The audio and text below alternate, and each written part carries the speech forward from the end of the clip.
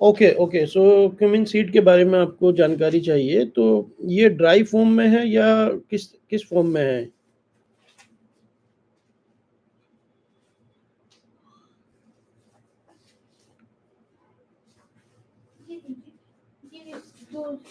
Cumin seed जो है आपका वो प्रोसेस्ड है, ड्राई है, किस फ़ॉर्म में है वो बताइए मुझे? और ये 2 नंबर और 3 नंबर वहीं पे ही रख देना। आने-जाने में माल ठीक है। लाने की सो ज़रूरत मेरे ख़्याल से आपके पास मुझे बेसिक चीज़ें बताइए, आपके पास आईसी, जीएसटी और एफएसएसआई का सर्टिफ़िकेट है?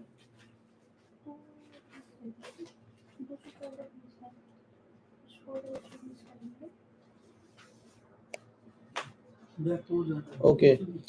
सो इसमें बहुत ज़्यादा रेगुलेशंस नहीं है यूएई के लिए, ठीक है ना?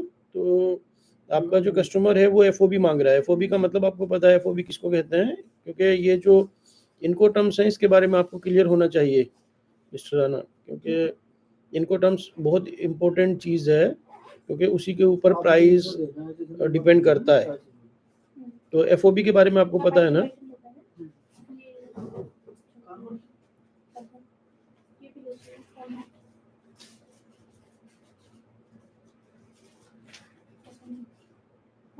ओके। तो आपके नियरेस्ट पोर्ट मेरे ख़्याल से मुंद्रा होगा ना यूएई के लिए, तो आप मुंद्रा से, अगर आप गुजरात में हैं तो मुंद्रा पोर्ट से आप शिपमेंट कर सकते हैं, ठीक है? तो डॉक्यूमेंटेशन आपको क्या चाहिएगा एक्चुअली, कि एक तो आपको जो भी आपका फूड डेवलपमेंट और फूड प्रमोशन,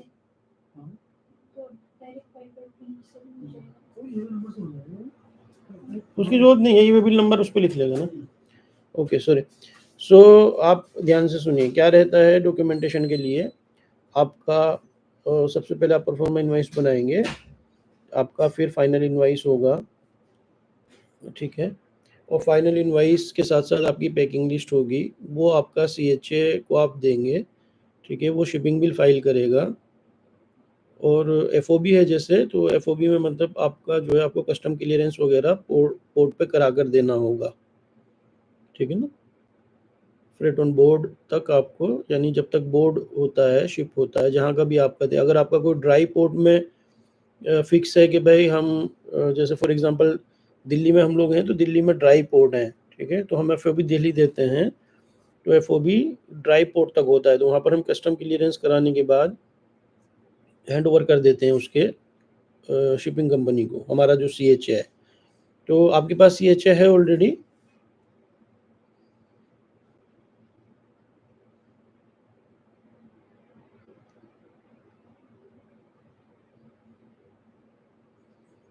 पहले ये बताइए मुझे, आपने पहले एक्सपोर्ट किया है क्या कोई?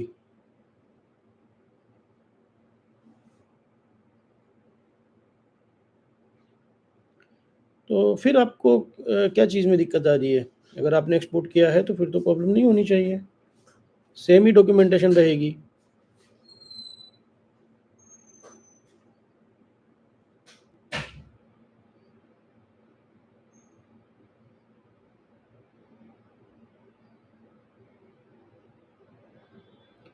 अगर कस्टमर कोई टेस्टिंग माँग रहा है या कुछ भी है, तो फिर वो आपकी जो फूड टेस्टिंग एजेंसीज़ हैं, उनसे आप, ओके, फर्स्ट टाइम, ओके। तो उसके लिए आप परेशान मत होइए, आपको जो है आपका आईसी होना चाहिए, जीएसटी होना चाहिए, ठीक है?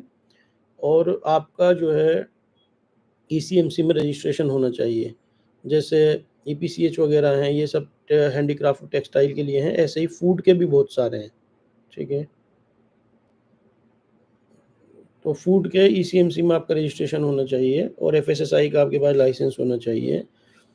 और जो भी आपका नियरेस्ट पोर्ट है, आप एफओबी कहाँ एफओबी क्या तय किया है आपने कस्टमर से? Which port FOB?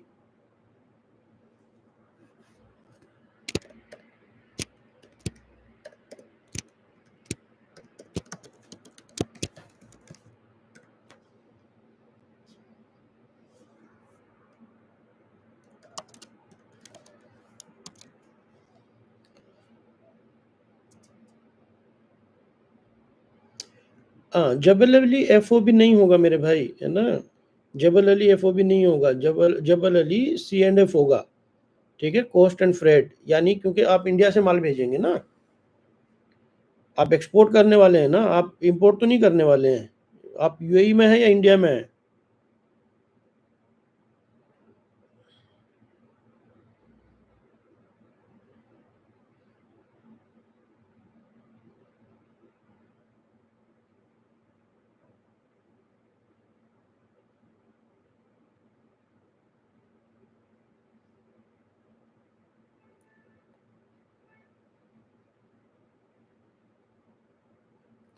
हाँ, मुंद्रा टू जबल अली ना, तो मुंद्रा अगर आपका एफओबी है तो आपको एफओबी मुंद्रा देना होगा, ठीक है।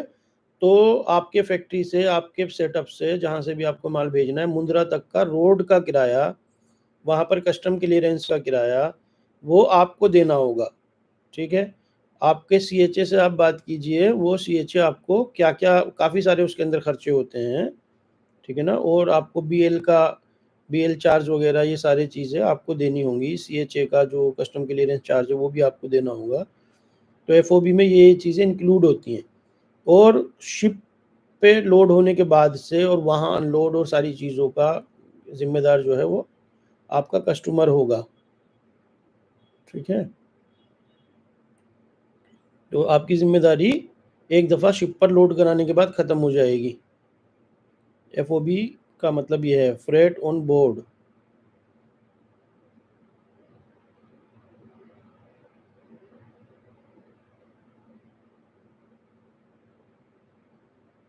क्लियर है आपको? अगर वो कह रहा है कि जबल अली चाहिए, तो जबल अली फिर एफओबी नहीं होता है, जबल अली मतलब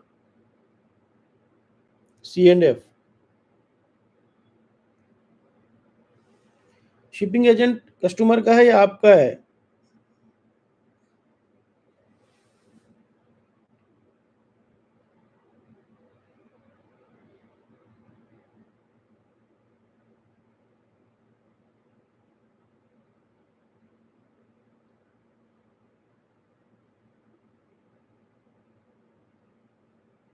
ठीक है, वो इशू नहीं है, वो बेटर है ना, बेटर यही है कि आप 50% एडवांस लीजिए, आप 50% एडवांस लीजिए और 50% आप बिफोर शिपमेंट लीजिए, क्योंकि कस्टम में जाने के बाद, क्लियरेंस होने के बाद, शिपिंग बिल जनरेट होने के बाद फिर दिक्कत आती है, कस्टम में से माल वापस आना बहुत बड़ा एक टेढ़ा काम है ना। तो आप सिंपली ये कीजिए कि एक दफ़ा 50% दे, 30% दे, 40% दे, एडवांस ले लीजिए, फिर उसका शिपमेंट प्रिपेयर कीजिए, फिर उसको बोलिए भाई इंस्पेक्शन कर ले तू, है ना, वो आपके यहाँ पर आकर माल देख ले या ऑनलाइन वीडियो कॉल पे देख ले, उसको सारी चीज़ें उसकी तसल्ली कर दो, सारे बॉक्स वगैरह जैसे भी पैकिंग है सब कुछ उसको दिखा दो, जिससे कि कस्टमर को तसल्ली हो जाए कि मेरा माल रेडी है, ठीक है, उसके अंदर कोई दिक्कत नहीं है। कितने लोग वीडियो कॉल पे करेंगे, कितने लोग हो सकता है कि थर्ड पार्टी इंस्पेक्शन कराए, उससे घबराने की ज़रूरत नहीं है, आपका माल अच्छा होना चाहिए। और फिर कस्टमर से शिपमेंट मूव करने के से पहले, यानी आपके कस्टम में जाने से पहले आप पेमेंट मंगा लो, ठीक है। और उसमें जो है P0103 में आपको पेमेंट मंगाना है, पर्पस कोड जो है P0103 होना चाहिए एडवांस का। और अगर आपकी पेमेंट एक्सपोर्ट होने के बाद, यानी शिपिंग बिल जनरेट होने के बाद आती है, तो फिर आपका P0104 होना चाहिए, ये ध्यान रखने की ज़रूरत है। हाँ, CHA आपका है ना, तो फिर शिपिंग लाइन जो है उसकी है, यानी शिपिंग एजेंट जो है वो आपके बायर का है। सो आपको एफओबी मुंद्रा देना है, सिंपल है। आपके CHA से अपना खर्चा पूछ लीजिए, क्योंकि वो डिपेंड करेगा आपकी शिपमेंट कितनी बड़ी है, उसमें डिपेंड करता है कि आपकी शिपमेंट कितनी बड़ी है, तो उसके हिसाब से भी खर्चा होता है। तो पहले आप अपना CBM का अंदाज़ा लगाइए, कितने बॉक्स होंगे, क्या साइज़ का बॉक्स होगा, उसका CBM कितना होगा, ठीक है। उस CBM के हिसाब से अपने CHO को बोलिए भाई इतने किलो माल है मेरा या इतना CBM है, क्योंकि सी से अगर जाएगा तो वॉल्यूमेट्रिक या केजी दोनों को ही आपको उसको बताना पड़ेगा, इतना केजी है और इतना वॉल्यूमेट्रिक साइज़ है, तो आप उसको बताइए, वो आपको बताएगा इतना जो है आपका कस्टम क्लियरेंस का होगा। कस्टम क्लियरेंस का वरी करता है, 2000 से 5000 तक भी ले लेते हैं CHA ना।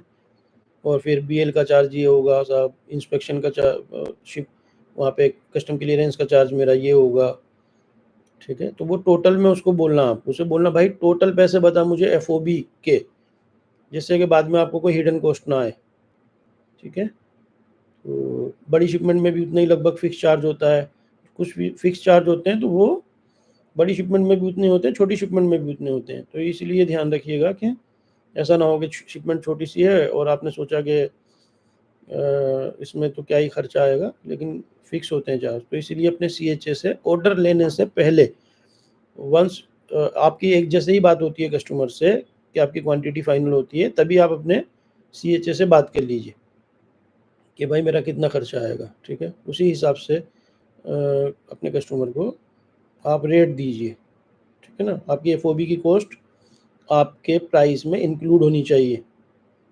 आपने प्राइस दे दिया फॉर एग्जांपल 50 रुपीज़ के जी, 100 रुपीज़ के जी, और एफओबी का खर्चा आपने जोड़ा नहीं, तो वो आप पे आपके मार्जिन में से या आपकी कॉस्ट में से जाएगा। ठीक है, प्राइस कैलकुलेशन इनको टर्म्स के ऊपर डिपेंड करता है। ये एफओबी, C&F, CIF, ये सारी इनको टर्म्स कहलाती हैं, इनको नोट कर सकते हैं आप। और हमारे चैनल पर आपको ना बहुत वीडियोस मिल जाएंगे। हम लोग कोशिश करते हैं कि आपको जितनी भी वीडियोस हैं, जितनी भी इंफॉर्मेशन है एक्सपोर्ट से रिलेटेड, वो हम शॉर्ट से और लॉन्ग वीडियो से डालते रहते हैं। आपने हमारे चैनल को सब्सक्राइब किया है क्या?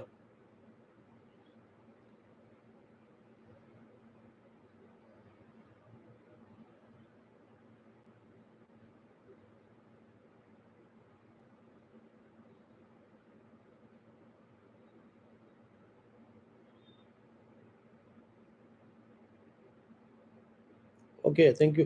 वहाँ से आपको काफ़ी हेल्प मिलती रहेगी, और वहाँ पर आप ना अगर कोई भी आपका डाउट है तो वहाँ आप जो है हमें सीधे टेलीग्राम पर भी क्वेश्चन पूछ सकते हैं।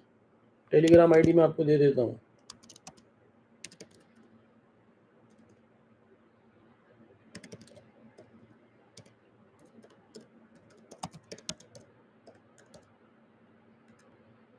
और चैनल है, इसको आप ज्वाइन कर लीजिए।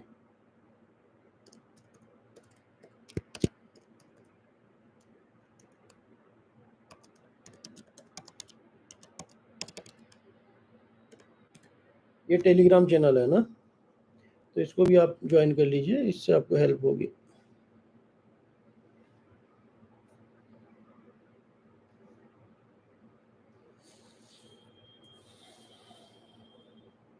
ठीक है, थैंक यू।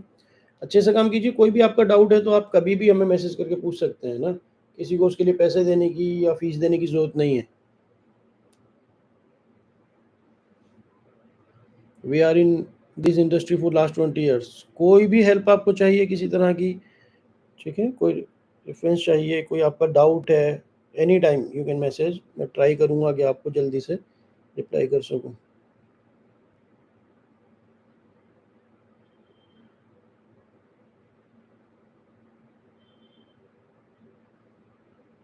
अच्छा है, आप काम करेंगे, आपके जैसे और लोग काम करेंगे तो तरक्की होगी। हमारा पर्पज़ यही है, हमने बहुत स्ट्रगल किया है भाई, बिज़नेस में काफ़ी स्ट्रगल किया है। आपसे सिर्फ इतना हेल्प चाहिए कि आप शेयर करें वीडियो को और लोगों को हमारे चैनल के बारे में बताएं। ठीक है Rana ji, bye bye, take care.